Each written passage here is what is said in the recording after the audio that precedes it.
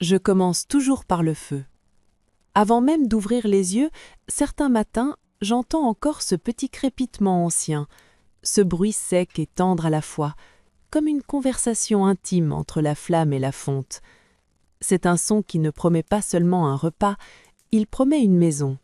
Et dans une maison, il y a des objets qui ne sont pas des objets, il y a des héritages qui ne se mettent pas dans un coffre-fort, ils se posent sur une plaque, ils s'échauffent lentement et ils parfument les murs. Mon héritage à moi est un faitout en fonte émaillée, rouge cerise, avec une ébréchure au niveau d'une anse, une petite blessure presque pudique. Quand je passe le doigt dessus, je sens une aspérité qui accroche la peau et aussitôt, je revois le visage de celle qui me l'a donné, ma belle-mère. Elle avait des mains fines, des ongles toujours propres, mais une autorité tranquille qui ne tremblait jamais. Le jour où elle m'a tendu ce faitout, elle n'a pas fait de discours. Elle a dit seulement « Tiens, dans une famille, il faut un cœur ». Et elle a posé la fonte entre mes mains comme on confie un enfant. Je m'appelle Adeline, j'ai 68 ans et j'ai longtemps cru que ce faitout était le centre invisible de notre vie. Dans une cuisine bourguignonne, la fonte ne sert pas seulement à cuire, elle sert à rassembler. Elle oblige à la lenteur, elle réclame du temps. Elle impose cette forme de respect que la modernité appelle souvent archaïsme quand elle ne sait plus comment nommer la patience. Chez nous, la cuisine a toujours eu des odeurs de vin rouge et d'herbe, le pinot noir qui réduit, le thym qui s'ouvre, les oignons qui fondent sans brûler. Les gestes se transmettent sans manuel. On apprend en regardant, en se taisant, en acceptant l'imperfection. On goûte du bout des doigts, on rectifie à l'instinct. Ma mère disait « Une sauce, c'est comme un caractère, il faut la laisser devenir ». Puis, Clémence est entrée dans notre maison.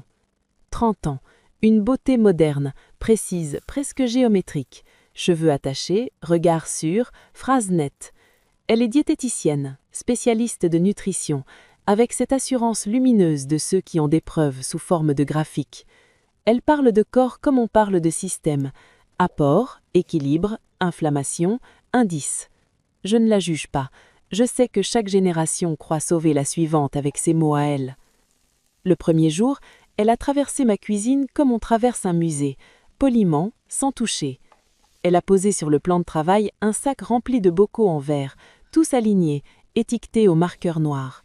Graines de chia, spiruline, protéines végétales, superfood. Les mots eux-mêmes avaient une froideur clinique, comme si la nourriture devait être un médicament, pas une consolation. Je me souviens du contraste avec une précision presque cruelle. Moi, j'étais debout près du feu, un morceau de beurre entre les doigts que je laissais fondre au bord de la poêle avant d'y jeter une échalote. Le beurre avait cette odeur ronde, familière, qui annonce une sauce comme on annonce une fête. Clémence, elle, a sorti une balance électronique. Elle a posé un petit récipient, a appuyé sur un bouton, a versé des graines gramme par gramme. Le bip du plastique et du métal a traversé la cuisine comme un langage étranger. Je l'ai regardée faire. Elle ne faisait pas ça pour me provoquer, elle faisait ça parce qu'elle croyait bien faire. Et j'ai ressenti, malgré moi, cette sensation étrange qu'on a quand un enfant déplace les meubles. Pas de colère, mais un déracinement. Quelques jours plus tard, sans bruit, le faitout rouge a quitté sa place. Je l'ai cherché un matin, par habitude, comme on cherche le cœur quand la poitrine semble vide. J'ai ouvert le placard. Rien. J'ai regardé les étagères. Rien. Et puis j'ai trouvé le faitout dans la pénombre de la réserve, glissé dans un coin, derrière des cartons, comme on range un objet embarrassant qu'on ne veut pas jeter, mais qu'on ne veut plus voir. Je n'ai pas fait de scène, je n'ai pas élevé la voix. À mon âge, on apprend que les conflits les plus profonds commencent par de petites choses, un objet déplacé, une ardeur interdite, un geste corrigé. Clémence est passée derrière moi, légère, efficace. Elle a dit avec un sourire courtois « Je l'ai mis de côté, Adeline. La fonte, c'est lourd, et puis, il y a des alternatives plus saines. » Le mot « saine » a flotté dans l'air comme une sentence, comme si ce que j'avais nourri pendant 40 ans ne l'avait pas été. Je me suis retournée vers elle. J'ai vu son visage sérieux, sa bonne foi, son désir de contrôler le monde pour ne pas être surpris par lui. Et j'ai compris avec une lente tristesse que ce n'était pas seulement mon faitout qu'elle écartait. C'était une manière d'aimer, une manière de dire « je prends soin de toi » en te donnant du chaud, du gras, du vin, de la lenteur. Elle disait « je prends soin de toi » en retirant tout ce qui déborde, tout ce qui tâche, tout ce qui vit trop fort. Dans le salon, mon fils riait avec elle. Il était heureux de cette harmonie apparente. Il ne voyait pas que dans la cuisine, un feu peut s'éteindre sans bruit. Moi, je me suis approchée de la réserve. J'ai posé la main sur l'anse ébréchée du fétou dans l'ombre. La fonte était froide. Et je me suis dit, avec une lucidité presque tendre, dans une famille, on ne se dispute pas seulement des idées, on se dispute des rites. Et parfois, le premier acte d'une guerre silencieuse, c'est déplacer le cœur de la maison dans un coin où il ne réchauffe plus personne. La cuisine, après l'arrivée de Clémence, a cessé d'être un lieu, elle est devenue un territoire. Je le dis sans drame, personne n'a crié, personne n'a claqué de porte. La guerre a pris la forme la plus française, la plus sournoise aussi, celle des bonnes manières. On sourit pendant qu'on retire à l'autre ses habitudes, on dit « je comprends » tout en réorganisant les tiroirs. On emploie des mots doux pour déplacer des frontières. Clémence s'est installée dans ma cuisine comme on installe un nouveau régime dans un corps, progressivement, méthodiquement, sans tolérer de résistance. Elle n'avait pas l'air d'une conquérante, elle avait l'air d'une femme qui croit remettre de l'ordre. Elle a commencé par les plans de travail. Tout a été vidé, essuyé, simplifié. Elle a retiré les bocaux d'épices que je laissais à portée de main, paprika, girofle, laurier, et les a remplacés par ces alignements impeccables de flacons en verre. Sur chacun, une étiquette, une typographie noire, des mots qui ressemblent à des prescriptions, curcuma, levure nutritionnelle, maca, graines de lin. Même l'air semblait avoir changé, moins de gras, moins de chaleur, plus de netteté. Moi, je continuais à cuisiner, mais j'avais la sensation de cuisiner en visiteuse dans ma propre maison. Je mesurais mes gestes, je faisais moins de bruit, je nettoyais immédiatement la moindre trace de beurre comme si le beurre était devenu une faute morale. Et puis, il y avait ce détail qui, à lui seul, résumait tout. Clémence ne goûtait pas avec les doigts, elle goûtait avec une cuillère stérile, déposée sur un petit support. Une précaution qui se voulait scientifique, mais qui sonnait pour moi comme un refus de contact. Un matin, je l'ai observée préparer son petit déjeuner. Elle a posé la balance, appuyé sur le bouton, attendu le 0. Elle a versé des graines, ajouté une poudre verte, puis encore une poudre. Le tout dans un bol blanc, sans motif, sans histoire. Elle a mélangé lentement, puis elle a photographié le résultat avant de manger. Je ne me suis pas moquée, j'ai simplement ressenti cette chose étrange. La nourriture chez elle servait à se prouver qu'elle avait raison. Chez moi, elle servait à se pardonner d'être vivant. Je faisais rissoler un oignon dans une noisette de beurre, le bruit de la poêle, ce petit chuintement joyeux, a rempli la cuisine d'une promesse ancienne. Clémence a tourné la tête et son regard s'est posé sur le beurre comme on regarde une cigarette. « Adeline, vous savez qu'avec l'âge, les graisses saturées… » Elle n'a pas fini sa phrase, elle n'en avait pas besoin. Les phrases inachevées sont les plus efficaces, elles laissent l'autre se juger tout seul. J'ai répondu avec un calme poli. « Je sais, Clémence. » Puis j'ai ajouté, sans ironie, mais avec une vérité nue, « Je sais aussi que mon mari est mort en mangeant du poisson grillé et des légumes. La vie ne se résume pas aux statistiques. » Elle a eu un sourire légèrement crispé, ce sourire des gens qui entendent une émotion là où ils voulaient une donnée. Le soir, tout s'est cristallisé. Nous étions à table, mon fils entre nous deux, heureux d'un équilibre qu'il croyait stable. J'avais préparé une sauce au vin rouge, pas un plat énorme, pas un banquet, juste une sauce, cette chose presque sacrée en Bourgogne. Je voulais qu'elle goûte, qu'elle sente que la cuisine peut être une langue d'amour. J'ai tendu la cuillère vers Clémence. « Goûtez, juste une goutte. Dites-moi si ce n'est pas chaleureux. » Elle m'a regardée, puis elle a posé sa main sur son verre d'eau comme si ce geste la protégeait. Et avec cette politesse parfaite qui blesse plus que le mépris, elle a dit « Merci, Adeline, mais je préfère éviter. Je ne veux pas faire entrer dans mon corps la mort des animaux et ses graisses. » Elle a prononcé la mort comme on prononce une condamnation. La cuillère est restée suspendue une seconde. Je me suis sentie vieille soudain, non pas par l'âge, mais parce que mon monde venait d'être déclaré coupable. Mon fils a ri doucement pour alléger.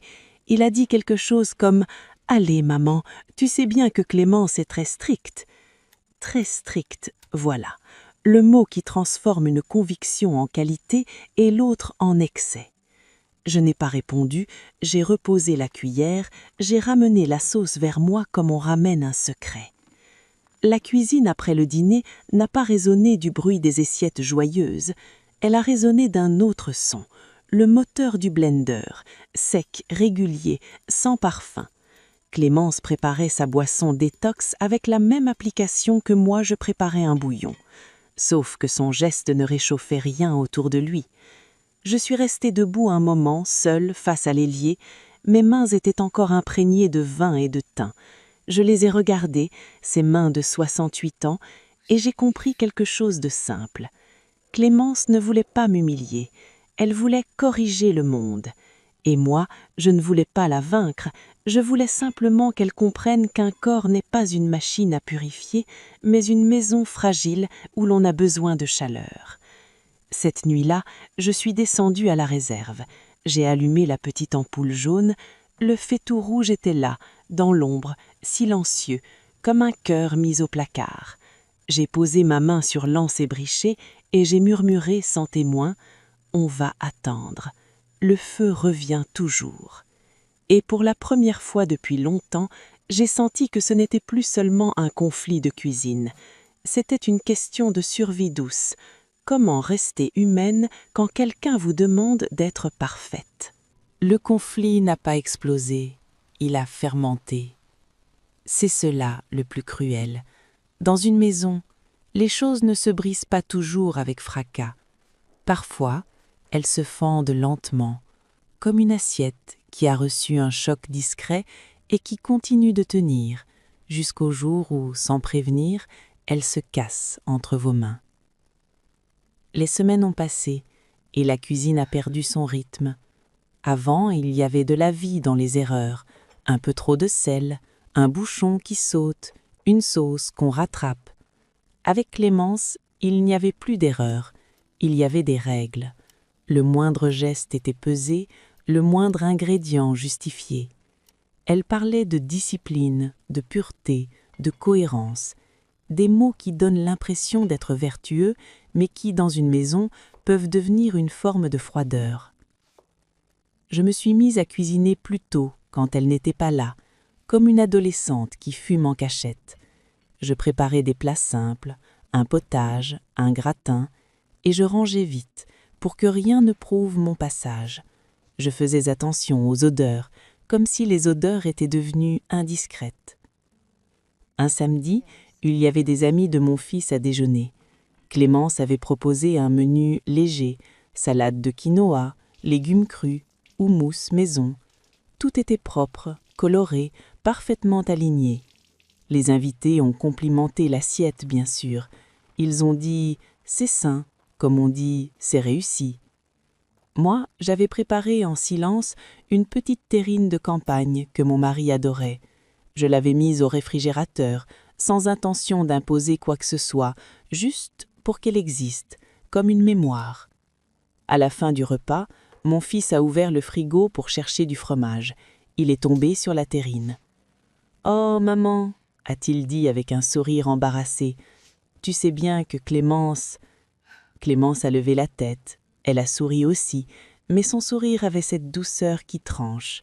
« Ce n'est pas grave, a-t-elle dit. Chacun son héritage. Moi, je préfère ne pas participer à ça. » À ça, comme à une faute. Je l'ai regardée. Dans ses yeux, il n'y avait pas de méchanceté. Il y avait une certitude. Et la certitude, quand elle ne connaît pas la nuance, devient une violence. Le vrai point de rupture est venu un soir de pluie, banal, presque intime. Il n'y avait pas d'invités, pas de théâtre social, juste nous trois.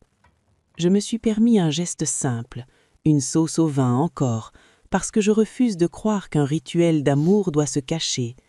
J'ai mis la table, j'ai servi. La sauce brillait légèrement, sombre, profonde. Elle avait ce parfum de Bourgogne qui réchauffe l'air avant même de toucher la langue. J'ai tendu la cuillère à Clémence une seconde fois, pas comme une provocation, comme une main tendue. « Essaie, Clémence, juste une fois. Tu n'es pas obligée d'aimer, mais goûte. » Elle a posé sa fourchette. Elle a pris ce temps, cette respiration maîtrisée qu'elle utilise quand elle veut parler sans paraître agressive. « Adeline, je vous respecte, mais je ne peux pas. » Le « vous » avait glissé. Avant, elle me disait parfois « tu » dans un élan spontané. Ce soir-là, elle a remis une distance, une frontière. Puis, elle a ajouté, avec cette voix calme qui fait plus mal qu'un cri, « Je ne veux pas faire entrer dans mon corps la mort des animaux et ses graisses. C'est violent pour moi. » Violent. Elle avait trouvé le mot qui transforme mon amour en agression. Mon fils a tenté de sourire. Il a dit quelque chose de maladroit, comme « Allez, on ne va pas recommencer. » Recommencer. Comme si mon désir d'être reconnu était une répétition fatigante. Je n'ai pas répondu. Je suis restée immobile une seconde, la cuillère en main. J'ai senti très clairement que je n'étais plus dans une discussion culinaire, j'étais dans un procès. Je me suis levée, j'ai porté la casserole à l'eau vite, j'ai vidé la sauce. Le liquide sombre a tourné en spirale et a disparu. Un geste simple, mais j'ai eu l'impression de jeter quelque chose de plus précieux qu'un plat. J'ai jeté une part de moi. Clémence n'a pas réagi. Elle a repris son verre d'eau. Elle était convaincue d'avoir fait ce qu'il fallait, rester fidèle à ses principes. Et c'est là que la cuisine est devenue muette. Le silence n'était pas seulement l'absence de conversation, c'était l'absence de chaleur. Les casseroles ne chantaient plus, les couvercles ne claquaient plus avec joie. Il n'y avait plus ce désordre vivant qui fait qu'une maison respire. À la place, il y avait le bruit sec du blender encore et l'odeur froide des aliments crus. Je me suis retrouvée un soir, seule devant le plan de travail, à essuyer une surface déjà propre. Je faisais cela pour ne pas penser. Mes mains se déplaçaient en cercle comme si elles cherchaient à réchauffer le granit. J'ai réalisé avec une tristesse très calme que Clémence m'avait seulement retiré un fait-tout, elle m'avait retiré ma place dans la maison. Et à une femme de mon âge, on peut retirer beaucoup de choses sans qu'elle se plaigne. Mais lui retirer la place où elle aime, c'est lui retirer une langue, c'est la rendre étrangère chez elle. Ce soir-là, j'ai compris que si je continuais à me taire, la cuisine finirait par ne plus se souvenir de moi. Alors, je n'ai pas déclaré la guerre, j'ai simplement cessé de lutter pour être invitée à ma propre table. Décembre est arrivé comme une punition lente. En Bourgogne, le froid n'a rien de romantique. Il n'enveloppe pas, il coupe. Les vignes se tiennent nues, noires, alignées comme des os. La neige tombe parfois en silence, et ce silence-là n'apaise pas, il isole. Dans la maison, le chauffage tourne bien sûr, mais il ne suffit pas à réchauffer un corps quand le corps s'affame de lui-même. Clémence persistait dans ce qu'elle appelait sa purification. Elle parlait de détox comme on parle de vertu. Elle mangeait des soupes claires, des salades croquantes, des bols impeccables où la couleur remplaçait la densité. Elle notait, elle mesurait. Elle refusait le pain, refusait le beurre, refusait le fromage, ces trois piliers qui, chez nous, ne sont pas seulement des aliments, mais une façon de traverser l'hiver. Au début, je me suis dit, elle est jeune, elle s'adaptera. Puis j'ai commencé à voir ce que la conviction peut faire quand elle devient un mur. Ses mains tremblaient. Pas toujours. Au début, c'était un détail, un verre qu'elle reposait trop vite, une cuillère qui tintait contre un bol. Ensuite, c'est devenu visible, presque constant, comme une petite vibration dans ses doigts. Elle mettait ça sur le compte du froid ou du stress ou d'une baisse de glycémie qu'elle disait maîtriser. Elle souriait toujours. Cette politesse-là est une armure. Sa peau avait changé aussi, une pâleur que le maquillage ne corrige pas vraiment, des cernes fins, une fatigue qui ne s'avoue pas. Et pourtant, elle continuait, parce que renoncer pour Clémence, ce n'était pas changer d'avis, c'était perdre une identité. Je l'ai surprise un matin, assise au bord de la table de cuisine, les yeux fixes, comme si la lumière lui faisait mal. Elle a posé 2 doigts sur sa tempe. Quand elle m'a vue, elle a aussitôt redressé le dos. « Tout va bien, Adeline ?» Le « tout va bien » est souvent une phrase qui protège les autres de la vérité. Mon fils, mon garçon, ne voyait rien. Ou plutôt, il ne voulait rien voir. Il partait tôt, revenait tard, pris par son travail. Quand il était là, il avait besoin d'harmonie.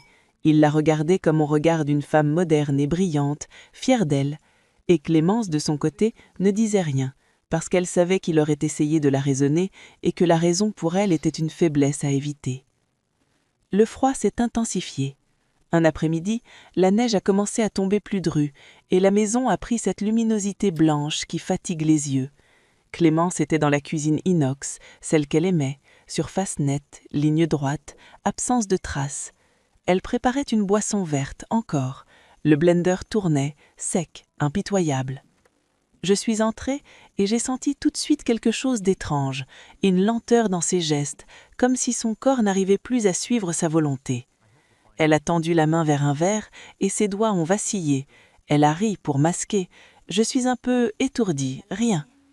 Je l'ai regardée, j'ai vu dans son visage une obstination presque désespérée, et j'ai compris, soudain, que son minimalisme n'était pas seulement une mode, c'était une manière de tenir le monde à distance. Si on contrôle tout ce qui entre dans le corps, on croit contrôler ce qui peut le blesser. Mais l'hiver, lui, ne négocie pas. Ce soir-là, quand mon fils est rentré, Clémence a fait semblant d'être en pleine forme.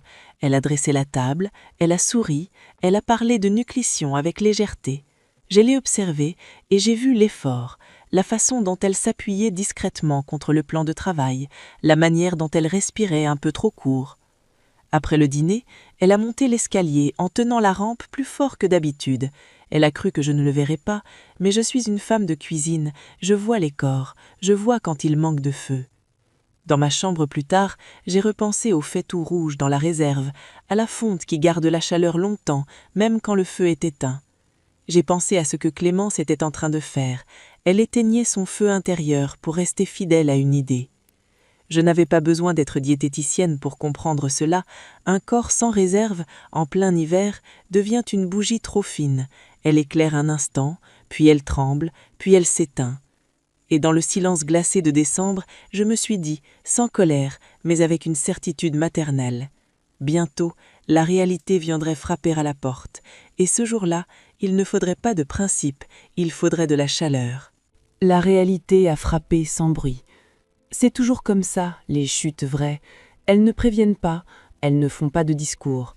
Elles arrivent au moment le plus banal, dans le décor le plus ordinaire, et c'est leur banalité qui fait peur. Un après-midi gris, la neige encore sur les rebords de fenêtres, la maison vide de mon fils, parti travailler, et seulement nous deux, Clémence et moi, chacune dans son silence. Elle était dans la cuisine inox, celle qu'elle avait conquise. Elle rangeait des bocaux, alignait des sachets, essuyait une surface déjà propre. Je l'entendais bouger d'une manière trop lente, une lenteur qui n'appartenait pas à son caractère. Puis il y a eu un son, très léger, le frottement d'un objet contre le sol. Rien de cassé, rien de spectaculaire, juste un glissement. Je suis entrée. Clémence était debout, immobile, la main posée sur le plan de travail, comme si elle cherchait à s'accrocher à une idée. Son visage était blanc, ses lèvres presque sans couleur. Elle a essayé de sourire, encore. Ça tourne un peu, et elle s'est effondrée. Son corps a glissé sur le sol comme un linge qu'on laisse tomber. Le carrelage était froid, et ce froid m'a traversée. J'ai eu un réflexe immédiat, pas la panique, non, la précision. Quand on a élevé des enfants, quand on a géré des fièvres, des entorses, des malaises, on apprend que le calme est une forme d'amour. Je me suis agenouillée, j'ai touché son poignet. Son pouls était là, rapide, fragile. Je l'ai appelé doucement par son prénom. « Clémence, regarde-moi ». Ses paupières ont frémi, sans s'ouvrir. Je l'ai soulevée avec une force que je ne soupçonnais plus. Elle était légère, trop légère. Pas la légèreté de la jeunesse, la légèreté de l'épuisement. Je l'ai portée jusqu'au canapé, d'abord. Puis, en voyant son visage, j'ai choisi l'étage. Un corps qui manque de feu a besoin d'un lit, de laine, de calme. Je l'ai installé dans la chambre d'amis. J'ai tiré les rideaux pour adoucir la lumière. J'ai posé un oreiller sous sa tête. Puis j'ai fait un geste d'une intimité étrange. Je lui ai retiré ses chaussures, l'une après l'autre, comme on le fait pour quelqu'un qu'on aime quand il n'a plus la force de se défendre. Ses pieds étaient glacés. J'ai pris la couverture la plus épaisse, une laine ancienne qui sent légèrement le bois et le savon. Je l'ai couverte jusqu'au menton. Je lui ai réchauffé les mains entre les miennes. Je n'ai pas pensé une seule seconde, elle l'a cherché. Je n'ai pas pensé, voilà, tes principes. Je n'ai pensé qu'à une chose, elle est vide. Dans le couloir, j'ai entendu le vent frapper une fenêtre. La maison craquait, comme en hiver. J'ai regardé Clémence, ses pommettes saillantes, ses cils trop longs sur ses joues pâles, ce visage de femme jeune qui avait l'air soudain très petit, et j'ai compris, avec une tendresse douloureuse, que ce n'était pas une maladie, c'était un excès de contrôle qui avait mangé la vie. Je suis descendue à la cuisine, j'ai pris un verre d'eau, je l'ai posé sur la table, inutile pour l'instant. J'ai hésité à appeler les urgences, puis j'ai observé. Sa respiration était régulière, son pouls revenait un peu. Ce n'était pas une crise mystérieuse, c'était un corps en manque de carburant, un corps qui avait voulu être pur et qui se retrouvait simplement humain. Je suis remontée, j'ai posé une main sur son front, pas de fièvre. J'ai murmuré « Tu n'es pas malade, Clémence, tu es épuisée ». Elle n'a pas répondu, mais j'ai vu une larme minuscule glisser au coin de son œil fermé. Peut-être un rêve, peut-être une chante, peut-être une peur. Je suis restée assise près du lit, longtemps, à écouter le silence de la maison. Dans ce silence, j'entendais presque la cuisine de ma belle-mère autrefois, le feu, la fonte, le vin qui réduit. Une chaleur ancienne, transmise de femme en femme, non pas comme une recette, mais comme une manière de survivre. Et je me suis dit, très simplement, avec cette lucidité qu'on acquiert à force de vivre, il y a des femmes qui se battent avec des armes. Clémence, elle, se battait avec des chiffres. Mais face à l'hiver, face au corps, face au réel, les chiffres ne réchauffent pas. Ce jour-là, le conflit n'était plus une question de beurre ou de graines, c'était une question de vie.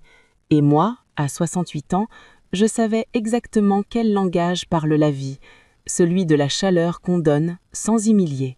Quand j'ai senti que sa respiration devenait plus régulière, je me suis levée sans faire de bruit. Il y a des décisions qui se prennent sans réflexion, comme si le corps savait avant l'esprit.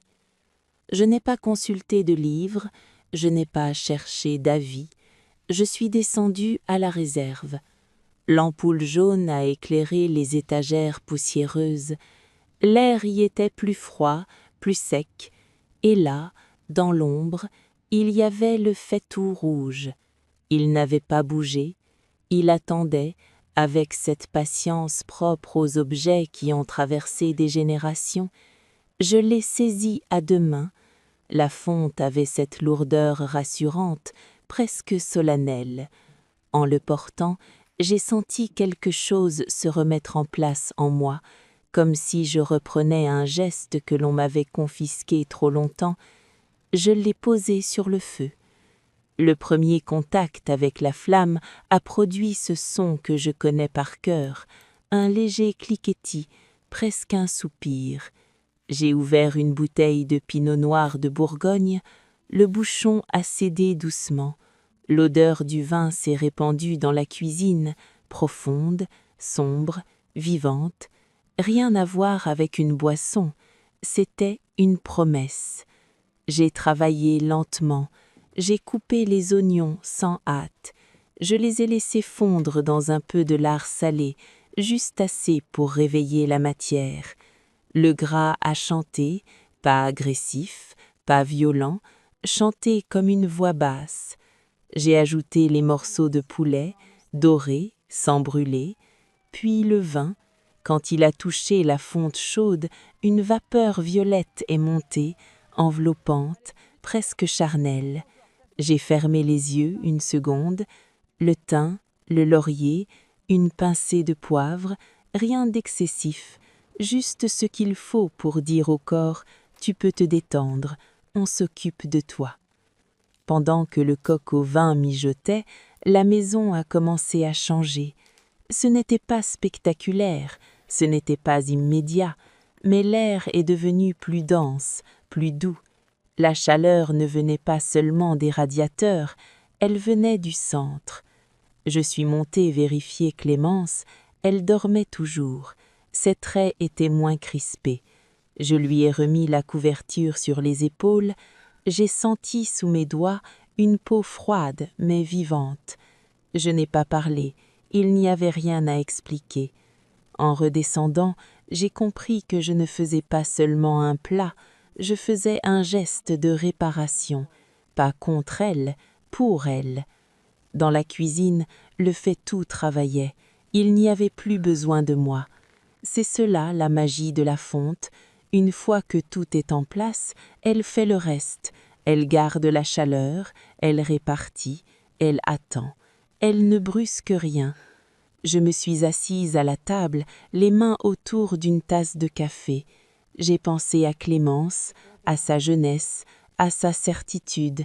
J'ai pensé à moi, à mes 20 ans, à mes propres refus, à Paris autrefois, quand j'avais appris la mode, quand j'avais déclaré, moi aussi, que les traditions étaient des chaînes. J'avais eu besoin de perdre quelque chose pour comprendre ce que cela valait. Le coq au vin a mijoté longtemps, assez pour que le vin devienne velours, assez pour que la viande se rende, assez pour que le plat cesse d'être une recette et devienne un refuge. Quand j'ai éteint le feu, la cuisine était transformée. Le fait-tout rouge brillait doucement. Il n'était plus relégué, il était revenu à sa place, au centre. Je suis montée chercher un bol en porcelaine, celui que j'utilise pour les malades, les fatigués, les jours fragiles. J'ai servi lentement, la vapeur montait, épaisse, généreuse. Avant de monter à l'étage, j'ai regardé une dernière fois la cuisine, et je me suis dit, sans triomphe, sans rancune, il y a des débats qu'on ne gagne pas avec des arguments. Il y a des corps qu'on ne convainc pas avec des principes. Il y a seulement des moments où l'on doit choisir entre avoir raison ou prendre soin. Et moi, ce jour-là, j'avais choisi. Clémence s'est réveillée avant de parler. Je l'ai su parce que la maison change de son quand quelqu'un revient à lui. Un froissement de drap, un soupir plus profond. Ce petit silence après le silence, comme une porte qu'on entr'ouvre. J'étais dans le couloir, le bol chaud entre les mains. La porcelaine me brûlait légèrement la paume, et cette brûlure-là me rassurait. Elle prouvait que la chaleur existait encore, qu'elle pouvait circuler. Quand j'ai ouvert la porte de la chambre, la lumière était douce. La neige dehors renvoyait une clarté pâle qui rendait tout plus fragile. Clémence avait les yeux ouverts. Elle regardait le plafond sans bouger, comme si elle essayait de comprendre où elle était.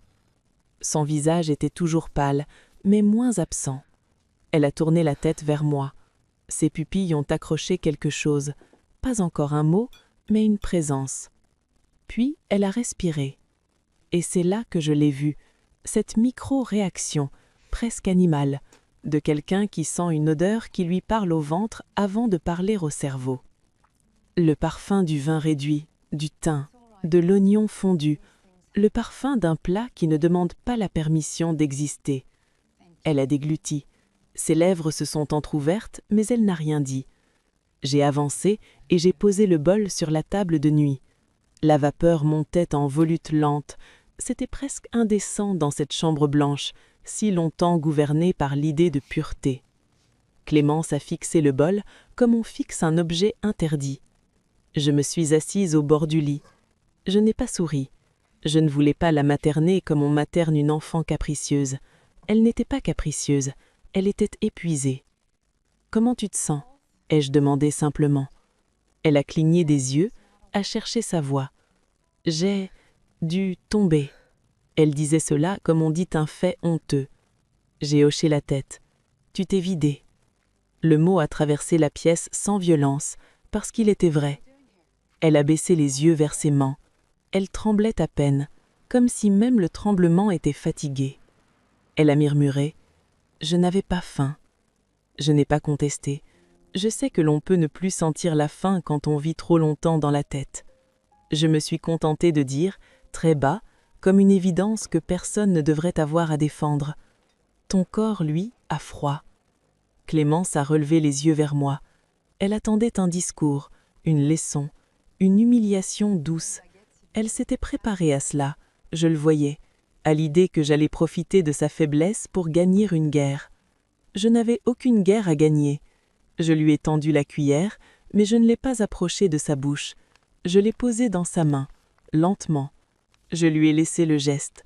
C'est important le geste. Dans une tutelle invisible, on vole les gestes aux gens. Moi, je voulais lui rendre le sien. Tu n'es pas obligé de finir, tu n'es même pas obligé d'aimer. J'ai marqué une pause, mais prends au moins une cuillerée, juste pour te réchauffer de l'intérieur. Elle a regardé la cuillère comme si elle pesait une décision morale. Puis, très lentement, elle a plongé la cuillère dans le bol. La sauce était sombre, épaisse, brillante. Elle a hésité encore. Je n'ai pas bougé. Je ne l'ai pas pressée. Enfin, elle a porté la cuillère à ses lèvres. Je l'ai observée comme on observe quelqu'un qui revient de loin. La première seconde, ses traits se sont tendus, par réflexe. Puis, quelque chose a lâché. Ses épaules se sont légèrement affaissées. Ses yeux se sont humidifiés. Comme si, au contact du goût, une partie d'elle acceptait enfin de ne plus se défendre. Elle a pris une seconde cuillerée, puis une troisième, sans accélérer, sans avidité, avec une forme de gravité. La pièce s'est remplie d'un silence différent, pas le silence froid du jugement, mais le silence chaud de quelqu'un qui écoute son corps. Je n'ai pas parlé. Je la regardais manger et j'avais dans la poitrine cette sensation étrange que connaissent les femmes qui ont nourri les autres, la joie triste de voir un être vivant accepter de l'aide. Clémence a avalé encore, puis ses larmes sont tombées. Pas des sanglots, des larmes droites, discrètes, qui glissaient sur ses joues et tombaient dans le bol, comme une pluie intérieure. Elle a essayé de les essuyer, embarrassée. « Pardon ». J'ai secoué la tête. « Ne t'excuse pas ». Elle a soufflé, sa voix cassée. Je croyais que tout se contrôlait, que si je faisais tout bien, je serais... Elle n'a pas fini, parce qu'elle ne savait plus ce qu'elle cherchait, être parfaite, être aimée, être irréprochable. Je n'ai pas complété sa phrase, je n'ai pas mis de mots à sa place. J'ai simplement posé ma main sur le bord du lit, près de sa sienne, sans la toucher tout de suite. Un geste de présence, pas de prise. Tu n'as rien à prouver ici, Clémence. Puis, après une seconde, ici, tu as juste le droit d'exister. Elle a continué à manger en pleurant encore un peu. Et moi, en la regardant, j'ai compris que le goût venait de faire ce qu'aucune discussion n'avait réussi, ouvrir une brèche par laquelle la tendresse pouvait enfin entrer, sans principe, sans victoire, simplement comme une chaleur qu'on accepte quand on a cessé de lutter. Quand le bol a été presque vide, Clémence a posé la cuillère, comme si elle déposait une arme. Sa respiration était plus profonde. Ses joues avaient repris un peu de couleur, juste assez pour que son visage ressemble à nouveau à celui d'une femme vivante, pas à une idée. Je n'ai pas dit « tu vois », je n'ai pas dit « je te l'avais bien dit ». À mon âge, on apprend que les phrases qui commencent par « tu vois » ferment les cœurs au lieu de les ouvrir. Je me suis contentée de reprendre le bol, de le poser sur le plateau, puis de m'asseoir à nouveau, dans un silence qui n'avait plus rien d'hostile. Clémence a regardé ses mains. Elle les a tournées, paumes vers le haut, comme si elle les découvrait. Ses doigts tremblaient moins. « C'est étrange », a-t-elle murmuré. Je l'ai laissé chercher. Je croyais que ce goût me ferait du mal. Je croyais que j'allais me sentir sale, et je me sens... Elle a levé les yeux vers moi, presque surprise par ce mot. Soulagée. Le soulagement. Voilà le mot qui n'apparaît sur aucune étiquette nutritionnelle. Je me suis penchée légèrement vers la fenêtre. Dehors, le jardin était blanc. Les branches de glycine ressemblaient à des veines noires sur la neige. La maison, pour la première fois depuis des semaines, me paraissait moins froide. Clémence a inspiré. J'ai honte. Elle l'a dit vite, comme si la honte devait sortir avant de se durcir. Je n'ai pas répondu tout de suite. La honte est une bête fragile. Si on la touche trop vite, elle mord. Honte de quoi? Ai-je demandé enfin. Elle a serré les lèvres. De vous, de moi, de ce que j'ai dit. La mort, les graisses. Elle a fermé les yeux un instant. Je vous ai parlé comme si vous étiez dangereuse. Je n'ai pas nié, je n'ai pas minimisé, parce que minimiser, c'est aussi voler à l'autre la possibilité de réparer. Tu étais convaincu, ai-je dit, et quand on est convaincu, on devient parfois dur. Elle a hoché la tête. Ses yeux brillaient encore. Je ne voulais pas vous blesser, je voulais être cohérente. Je l'ai regardée. Il y avait dans ce mot « cohérente » tout son monde. La cohérence pour elle n'était pas seulement une méthode, c'était une protection, comme si en étant irréprochable, elle empêchait quelque chose de la toucher. Je me suis levée, je suis sortie un instant et je suis revenue avec un verre d'eau tiède. Elle a bu par petites gorgées, son corps acceptait lentement. Puis elle a dit, d'une voix plus basse, presque enfantine, « Je n'ai jamais supporté l'idée de dépendre de quoi que ce soit, ni d'un aliment, ni d'une habitude, ni de quelqu'un. » Et voilà, enfin le cœur du problème.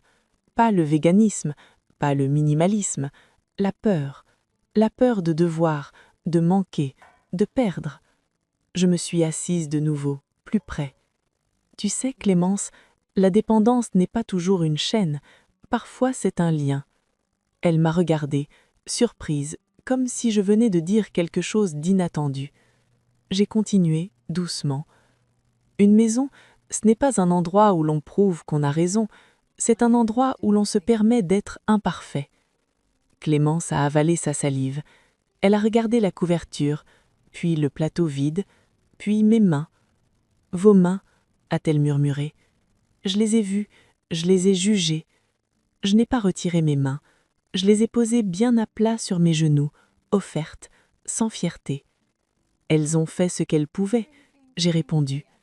Elle a hésité, puis, très lentement, elle a tendu la main vers la mienne. Ses doigts étaient froids, mais plus assurés. Elle m'a touchée, à peine. Un contact minuscule, mais il a traversé toutes les semaines de distance. Elle a inspiré, et sa voix s'est brisée. « Pourquoi vous êtes gentille avec moi, après tout ce que j'ai fait ?» Cette question a rempli la pièce comme une confession. J'ai senti mon cœur se serrer, non pas de colère ancienne, mais de mémoire. Je n'ai pas répondu tout de suite, parce que je savais que ma réponse, si elle venait trop vite, ressemblerait à une morale, et je ne voulais pas d'une morale, je voulais une vérité. Alors j'ai pris une chaise et je me suis assise face à elle, à hauteur de son regard, comme deux femmes, pas comme une belle-mère et une belle-fille. Je ne suis pas gentille, je suis lucide. Clémence a froncé les sourcils sans comprendre. Je me suis penchée un peu et j'ai senti que le moment arrivait, celui où la frontière entre nous allait se fissurer vraiment, celui où je devais lui montrer que son arrogance n'était pas unique, qu'elle avait un ancêtre. Parce que... Et je me suis tue un second, le temps de laisser le passé remonter sans mordre. Parce que j'ai été toi. Dans ses yeux, j'ai vu la surprise, puis l'écoute, et j'ai compris que cette fois, elle était prête à entendre l'histoire qui rend les femmes moins dures entre elles, l'histoire de nos propres erreurs. La nuit était tombée tôt, comme toujours en décembre. Dans la maison, les lumières étaient basses, et j'avais allumé 2 bougies dans le salon, non pas pour faire joli, mais parce que la flamme calme les pensées. Clémence était assise sur le canapé, emmitouflée dans un plaid. Elle semblait plus petite, débarrassée de sa rigueur. Mon fils n'était pas encore rentré. Pour la première fois, cela ne m'a pas angoissée. Nous avions besoin, elle et moi, de ce tête-à-tête sans témoin. Je lui ai apporté une tisane. Elle l'a prise avec ses 2 mains, comme on tient quelque chose de précieux quand on a eu peur de tomber. Le silence entre nous n'était plus celui de la tension, il était celui d'un terrain nouveau. Clémence a parlé la première, d'une voix qui cherchait ses mots. « Je suis désolée. » Elle a serré la tasse. « Je me suis comportée comme si votre cuisine était une menace, comme si votre manière d'aimer était primitive. » Elle a baissé les yeux, honteuse. Je l'ai regardée sans dureté. À cet âge, on sait reconnaître l'instant rare où quelqu'un se déshabille de son orgueil. « Tu avais tes raisons, » ai-je dit simplement. Elle a secoué la tête. « Non, j'avais des certitudes. Ce n'est pas la même chose. » Elle a inspiré profondément, puis les mots sont sortis, plus sombres, plus intimes. « J'ai peur de grossir, peur de vieillir, peur de perdre le contrôle. Mon métier me donne l'impression de maîtriser, mais à l'intérieur, je suis souvent en panique. Alors je réduis, je supprime, je classe.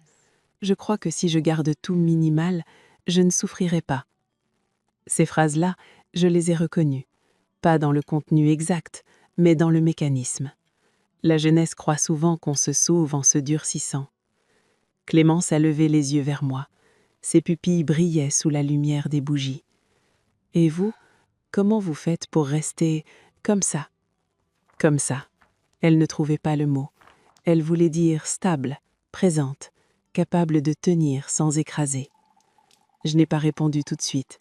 J'ai regardé la flamme d'une bougie vaciller doucement. Puis j'ai posé ma tasse et j'ai dit la vérité qui m'attendait depuis des semaines. Parce que moi aussi, j'ai voulu tout contrôler. Clémence a ouvert la bouche, surprise. Elle m'avait rangée dans une catégorie, la tradition, la cuisine, la chaleur. Elle n'imaginait pas que j'avais eu, moi aussi, mon moment de fuite vers la modernité. Je me suis appuyée contre le dossier du fauteuil. Quand j'avais ton âge, je suis montée à Paris. J'ai marqué une pause, comme si la ville elle-même revenait dans ma gorge. J'ai appris des choses, la mode, l'allure, les tendances. Et j'ai cru que tout ce qui venait d'avant moi était un poids. Clémence m'écoutait sans respirer. Et quand je suis devenue belle-fille, ma belle-mère m'a tendu ce faitout rouge. Tu sais ce que j'ai pensé, moi ? Clémence a murmuré, presque malgré elle. Que c'était dépassé ? J'ai hoché la tête. Que c'était le symbole d'un monde où les femmes restent à la cuisine pendant que les autres vivent. Je l'ai regardé comme tu l'as regardé, avec ce mépris poli qu'on appelle modernité. Je me suis arrêtée. La flamme faisait danser l'ombre de mes mains sur le mur. Et un jour, j'ai fait pire que toi. Clémence a froncé les sourcils. J'ai voulu m'en débarrasser. Je l'ai rangé, puis je l'ai jeté. Pas pour cuisiner autrement, pour effacer ce qu'il représentait. Clémence a porté la main à sa bouche, choquée. Je n'ai pas cherché à me faire pardonner. J'ai continué, parce que la confession n'a de valeur que si elle va jusqu'au bout. Mon mari, ton mari aujourd'hui, était encore jeune. Il a trouvé le faitout dans la poubelle. Il l'a lavé. Il l'a remis sur la table, sans rien dire. Et ma belle-mère n'a pas crié. Elle m'a regardée, exactement comme je te regarde maintenant. Clémence avait les yeux remplis de larmes. « Et vous, vous avez été pardonnée ?» J'ai souri très légèrement. Je n'ai pas été pardonnée, j'ai été attendue. C'est plus rare. Le silence s'est posé entre nous, un silence chaud, chargé de cette découverte. Nous n'étions pas 2 camps, nous étions 2 femmes, séparées par une génération, mais liées par la même erreur, croire que rejeter l'héritage vous rend plus libre. Clémence a essuyé ses larmes. « Je comprends », a-t-elle soufflé. Et pour la première fois, je l'ai cru, parce que dans sa voix, il n'y avait plus de certitude. Il y avait de la place pour la nuance, pour le corps, pour la vie. Quand mon fils est entré un peu plus tard, il a trouvé 2 femmes dans un salon éclairé aux bougies, silencieuses et apaisées. Il n'a pas compris tout de suite, mais moi, je savais. Ce soir-là, la cuisine avait cessé d'être un champ de bataille. Elle redevenait une langue commune. Le matin est arrivé avec un calme nouveau. La neige avait cessé de tomber et le jardin semblait retenir sa respiration sous un drap blanc. Dans la cuisine, la lumière était laiteuse, douce, presque humble. Je suis descendue tôt, par habitude, mais aussi parce que je voulais vérifier si ce qui s'était passé la veille n'était pas un simple moment de faiblesse, vite recouvert par l'orgueil. Clémence est apparue sur le seuil quelques minutes plus tard. Elle portait un pull large, ses cheveux étaient attachés sans effort. Elle avait encore cette pâleur de l'hiver, mais ses yeux étaient plus présents. Et s'est arrêtée, comme hésitante devant un lieu qu'elle avait voulu contrôler. Je n'ai pas dit bonjour d'une manière trop joyeuse. La joie, quand elle est trop rapide, peut ressembler à une victoire. Et je ne voulais pas d'une victoire. Je voulais une paix qui tienne. Elle a regardé le plan de travail, puis, geste minuscule mais immense, elle a ouvert un placard, celui où, autrefois, mon faitout rouge avait vécu. Elle a glissé sa main à l'intérieur, comme si elle cherchait quelque chose qu'elle avait perdu. Elle a tourné la tête vers moi. « Il est où ?» La question n'était pas technique, elle était presque fragile. Je n'ai pas répondu tout de suite, je suis allée à la réserve. J'ai ramené le faitout rouge, lourd, émaillé, avec son anse ébréchée. Je l'ai posé sur la table. La fonte a fait ce bruit sourd, sérieux, qui oblige à respecter ce qui arrive. Clémence a approché ses doigts de l'ébréchure, elle a effleuré la petite blessure. Son geste était prudent, comme si elle touchait non pas un ustensile, mais une histoire. « Il a vécu ?» a-t-elle murmuré. Je me suis surprise à sourire, oui, mais sans triomphe. Comme nous. Mon fils est entré à ce moment-là, encore à moitié endormi. Il nous a regardés, l'une et l'autre, puis il a regardé le faitout sur la table, comme on regarde un objet qu'on croyait disparu et qui revient avec une présence différente. « Qu'est-ce qui se passe ?» a-t-il demandé, un peu inquiet. Clémence a inspiré.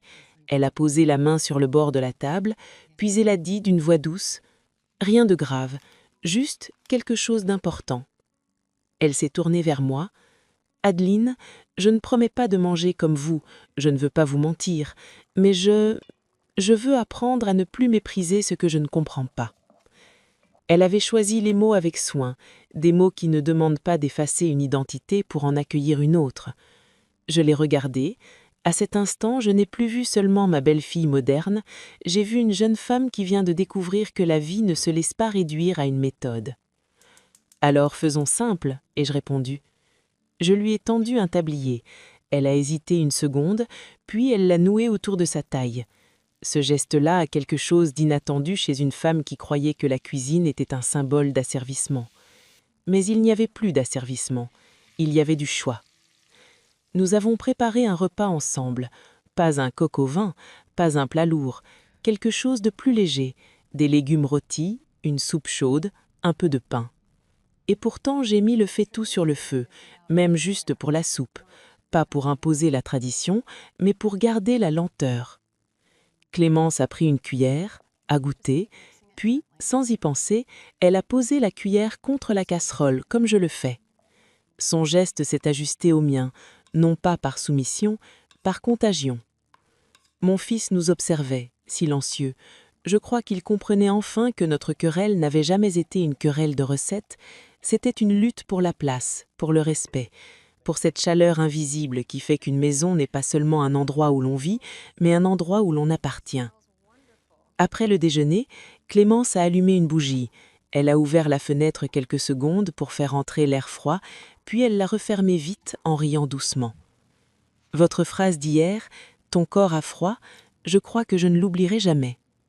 Je lui ai répondu simplement « On peut être brillante, Clémence, on peut être moderne, mais on ne peut pas être vivante sans chaleur. » Elle a hoché la tête, puis, après un silence, elle a dit quelque chose que je n'attendais pas, et qui a tout effacé, d'un coup, comme une neige qui fond.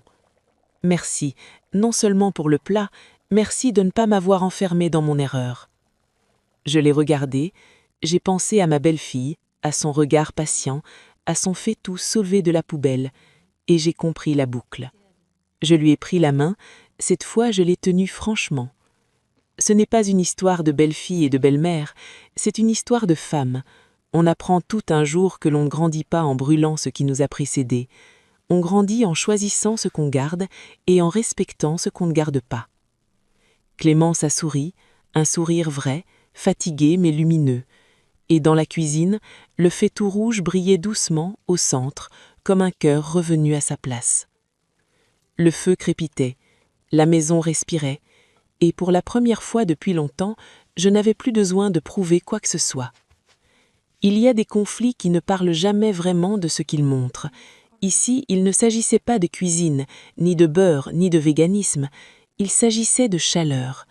De cette chaleur invisible qui fait qu'une maison devient un refuge et qu'une relation survit aux différences. Cette histoire nous rappelle une vérité simple et pourtant difficile à accepter. On peut avoir raison, être informé, être moderne, et pourtant passer à côté de la vie si l'on oublie d'écouter son corps et celui des autres. Les générations ne se heurtent pas parce qu'elles s'opposent, mais parce qu'elles ont peur de se ressembler. Les plus jeunes craignent d'hériter d'un monde qui les enferme, les plus âgés craignent d'être effacés en nom du progrès. Et au milieu, il y a souvent des femmes qui apprennent, parfois tard, que la transmission n'est pas une domination, mais une offre. Alors je vous pose ces questions à vous qui écoutez cette histoire. Avez-vous déjà rejeté quelque chose, une habitude, une tradition, une personne, avant d'en comprendre la valeur ? Avez-vous déjà confondu contrôle et protection, rigueur et bienveillance ? Ou au contraire, avez-vous déjà été jugé, mis de côté, au nom d'idées présentées comme meilleures que vous ? Si cette histoire a réveillé en vous un souvenir, une blessure, une réconciliation ou même un doute, ne le gardez pas pour vous. Racontez-nous votre histoire, celle d'un conflit de génération, d'un héritage mal compris, d'un retour vers quelque chose que vous aviez rejeté trop vite. Envoyez-nous votre témoignage. Nous croyons que chaque vie ordinaire contient une vérité universelle. Et nous serons là pour vous aider à transformer votre histoire en un film sincère, humain, fidèle à ce que vous êtes. Parce que parfois, raconter, c'est déjà se réconcilier. Hello. What is this? Hello, Tosh got a Toshiba. Hello, Tosh got a Toshiba. That's an FST. That's an FST. It's the flattest, squarest tube. It's the flattest, squarest tube. They ain't half built well. They ain't half built well. Of course, every Toshiba component is stronger to last longer. Know what I mean? That's good. That's Hi, Steph. good. Hello, Tosh got a Toshiba. Hello, Tosh got a Toshiba. I fear this was before my time. That is a mental advert. Hello, Tosh got a Toshiba. This is analog. I can see my boyfriend's dad. I kind of want to dance to it, to be fair. Beaver Lodge camera, live beavers.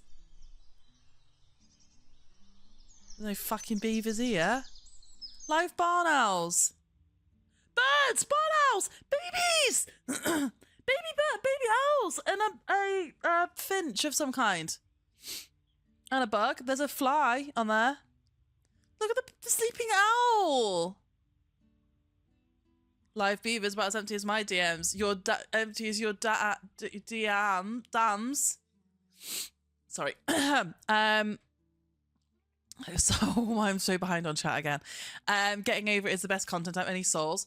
I really don't. I know I need to play a Souls game at some point in my life. Silly. Oh, I'm gonna snooze the ad. I missed it. I'm sorry. There's an ad starting very soon, but I'll go back to work in that time anyway. But no, and I've set so many dono goals for me to play Souls games, and we never hit them, so I haven't had to do it yet. Eventually. But I love Getting Over It. I'll probably play Getting Over It at some point this week. Steph, it's really nice to see you. I like to know because I want it to be clean. See, I just don't want to know. We work, we vibe, we eat, we game, we chill. Oh yeah, I do cooking and baking and sometimes as well. She likes birds. Oh, I like birds. I'm also autistic and I have ADHD. And I have a dog who's coming today. Variety streamer who co-works by day, variety games by night, mostly rage bait games and the occasional silly cosplay. I feel like an arsehole saying I play rage bait games though. That's the thing. I like the typography. It was a very cool, like the style of the ad was very cool. It's before my time too, but my dad has loads of recorded VHS tapes. That's sick. Sudden urge to shout "Oi oi Savaloy." Dust, I like you. Can you stay? Are you probably in an ad now? Sorry. Are you still here? Do you have Twitch Turbo? This is Timberborn. I want to play Timberborn. I've been enjoying watching Dana play it. I'm on Turbo. You're good. Yeah. 99% character creation, 1% talk. That is basically me playing Baldur's Gate. Yeah. Timberborn is so hard. Is it really? But it baits your rage. Oh, I don't like that. I don't like the way you said that. Dust, tell us about yourself. I'm going to gather that you're in the UK, Dust. Silly appears to not have been taken down by ads as well. We should go back to work.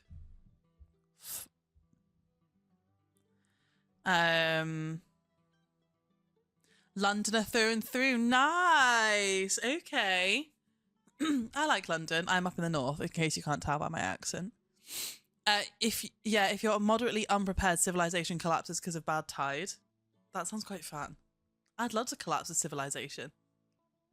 Poison water. Oh.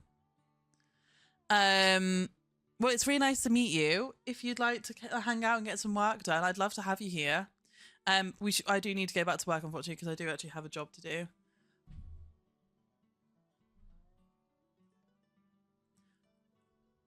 Haven't heard this song in a while.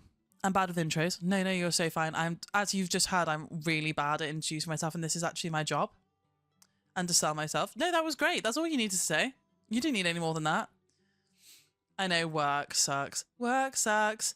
I know. Go to work, Holly. Okay, bye everyone.